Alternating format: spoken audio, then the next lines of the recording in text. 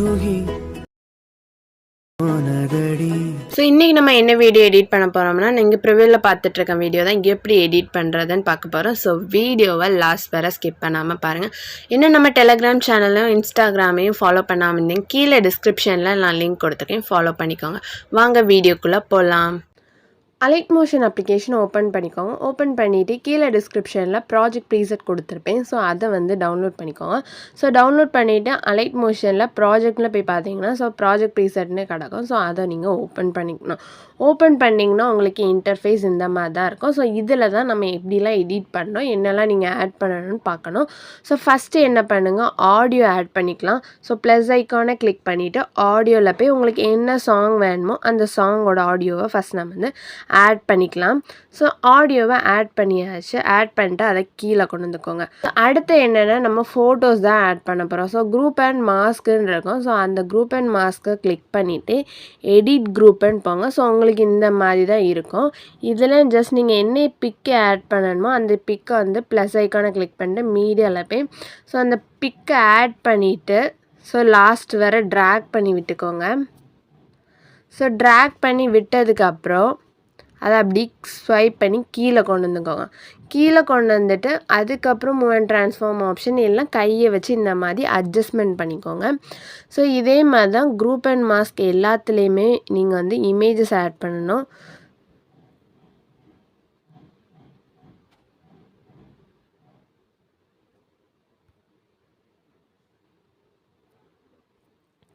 So last வரை images add பண்ணிவிட்டு அதை கரெக்டாக ஃப்ரேமில் செட் ஆகிற மாதிரி செட் பண்ணிக்கணும்.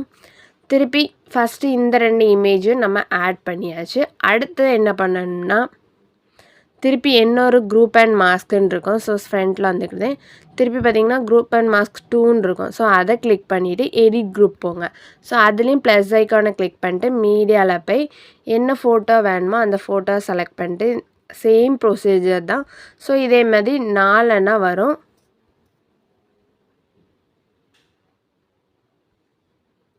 ஸோ இந்த மாதிரி கொடுத்துட்டு பேக் வந்துக்கோங்க.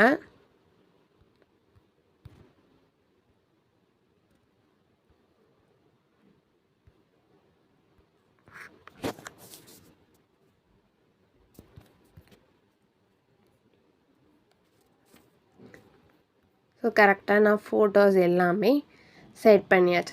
ஸோ இவ்வளோ தான் ஃபோட்டோஸ் எடிட்டிங் வரும். ஸோ லாஸ்ட் வரை நான் ட்ராக் பண்ணி விட்டு உங்களுக்கு எவ்வளோ ஆடியோ இருக்கோ அந்த அளவுக்கு நீங்கள் ட்ராக் பண்ணி விட்டால் போதும். ஸோ ஃபோட்டோஸ் எல்லாம் ஃபஸ்ட்டு ஆட் பண்ணிக்கோங்க. ஆட் பண்ணி முடித்ததுக்கப்புறம் ஸோ கரெக்டாக பார்த்தீங்கன்னா இதில் வந்து பட்டர்ஃப்ளை வந்து அண்ட் அதுக்கப்புறம் இதில் அந்த ரெக்டாங்கிள் எல்லாமே டிஸ்பிளே ஆகுது. ஒரு இந்த பிளேஸ்க்கு அப்புறம் தான் டிஸ்பிளே ஆகுது. ஸோ அது எதுக்குன்னா நான் சாங்க்கு ஏற்ற மாதிரி வச்சுருக்கேன்.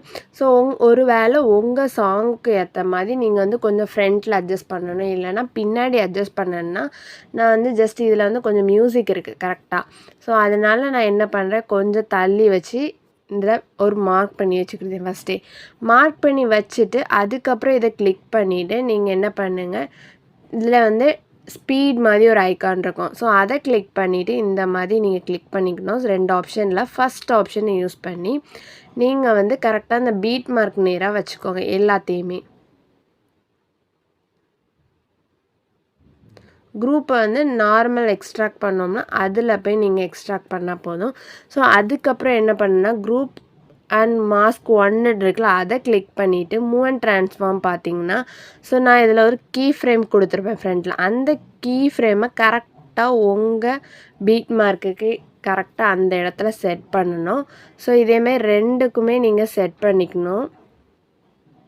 இந்த பீட் மார்க்கை ஜஸ்ட்டு ஃப்ரண்ட்டில் வேணுன்னா ஃப்ரண்ட்டில் மூவ் பண்ணிக்கோங்க, பேக்கில் வேணுன்னா பேக்கில் மூவ் பண்ணிக்கோங்க. ஸோ இந்த அட்ஜஸ்ட்மெண்ட் எல்லாமே நீங்கள் வந்து ஃபஸ்ட்டு இந்த எடிட்டில் பார்த்துக்கணும். ஸோ இதுதான் மெயினே. ஸோ இந்த எடிட் எல்லாமே கரெக்டாக பண்ணிட்டீங்கன்னா அதுக்கப்புறம் உங்களுக்கு ஈஸியாக இருக்கும் எடிட் பண்ண. அடுத்தது ப்ளஸ் ஐக்கானை கிளிக் பண்ணிக்கோங்க. மீடியாவில் போய் பேக்ரவுண்ட் இமேஜ் தான்.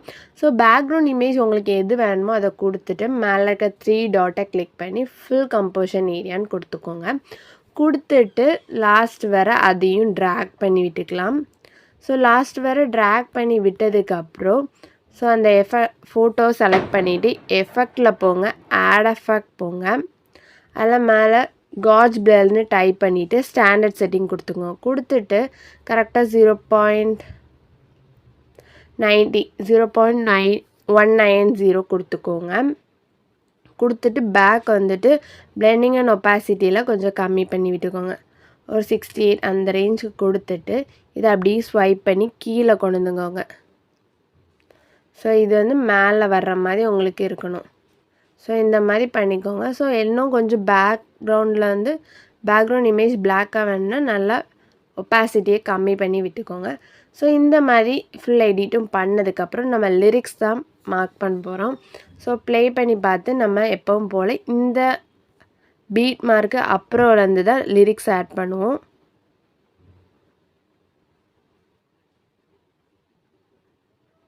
ஸோ இதே மாதிரி லாஸ்ட் வர லிரிக்ஸை ஆட் பண்ணிக்கோங்க. ஸோ அதுக்கப்புறம் கரெக்டாக ஃபஸ்ட்டு பீட் மார்க்கில் வச்சுட்டு ப்ளஸ் ஐக்கானை வச்சுக்கோங்க. வச்சுட்டு டெக்ஸ்ட்டில் போயிட்டு ஸோ நீங்கள் லிரிக்ஸை என்ன பண்ணுங்கள், காப்பி பண்ணி வச்சுருந்தீங்களா, ஜஸ்ட் அதை வந்து பேஸ்ட் பண்ணிக்கலாம்.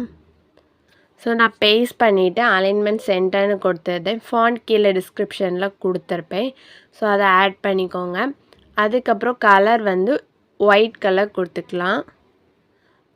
கொடுத்துட்டு டிக் கொடுத்துட்டு move and transform option use பண்ணி கொஞ்சம் நான் பெருசாக்கிடுவேன். அதுக்கப்புறம் இதை என்ன பண்ணுங்கள், லாஸ்ட் வர ட்ராக் பண்ணி விட்டுக்கோங்க. ட்ராக் பண்ணி விட்டதுக்கப்புறம் எடிட் டெக்ஸ்ட்டில் போயிட்டு கரெக்டாக ஒரு வேர்டு இது மட்டும் வச்சுட்டு ரிமைனிங்கெல்லாம் எரேஸ் பண்ணிக்கிறேன்.